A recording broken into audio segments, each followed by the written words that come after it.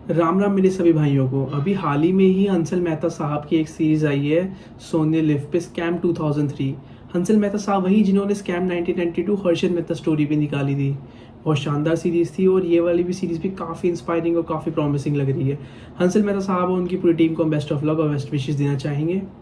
आखिर क्या है ये स्कैम 2003, इसी के बारे में हम आज बात करेंगे भूतकाल की बातों के तीसरे एपिसोड में। आप सभी दर्शकों का हाथ जोड़ के स्वागत है।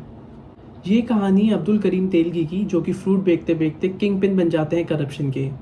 अब्दुल करीम का जन्म 1961 में कर्नाटका में हुआ था। अब्दुल करीम तेलगी ने काफ़ी समय तक फल फूल बेचने का काम किया। फिर उनको बाहर सऊदी अरेबिया में जाने का मौका मिला। उन्होंने अपनी ज़िंदगी कुछ साल सऊदी अरेबिया में बिताए और काफ़ी अच्छे पैसे भी कमाए। और फिर जब अब्दुल तेलगी दोबारा इंडिया आए तो उन्होंने एक स्कैम स्टार्ट किया। जो सबसे पहला उन्होंने स्कैम स्टार्ट किया था वो था इमिग्रेशन स्कैम का। वो क्या करते थे, फेक डॉक्यूमेंट बनाते थे और वर्कर्स को गल्फ कंट्री से भेजते थे। तो अब्दुल करीम काफ़ी समय तक अपना ये इमिग्रेशन स्कैम चालू रखता है और मेनली वो साउथ साइड के वर्कर्स को ही टारगेट करता है गल्फ कंट्री में भेजने का, केरला, कर्नाटका, इस वाले रीजन का।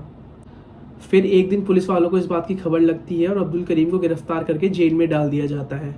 तेलगी के लिए जेल जाना एक तरीके से ब्लेसिंग इन डिस्गाइज होती है। यहीं से उसका अपना करियर का सबसे बड़ा ब्रेक थ्रू मिलता है।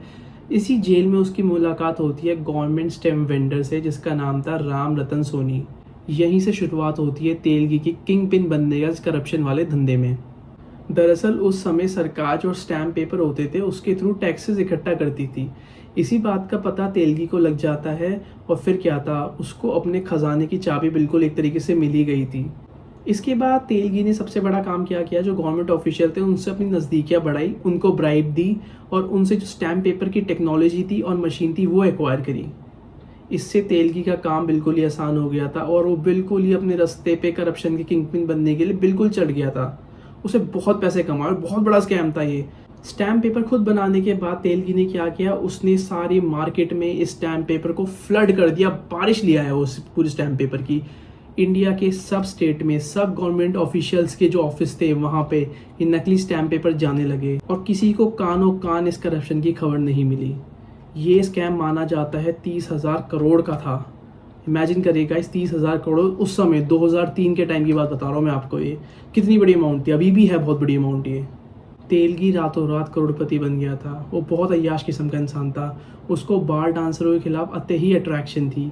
एक बार तो कहा जाता है एक बार डांसर थी जिसके प्यार में तेलगी पागल होकर 90 लाख रुपए उड़ा के आया था मुंबई के एक बार में।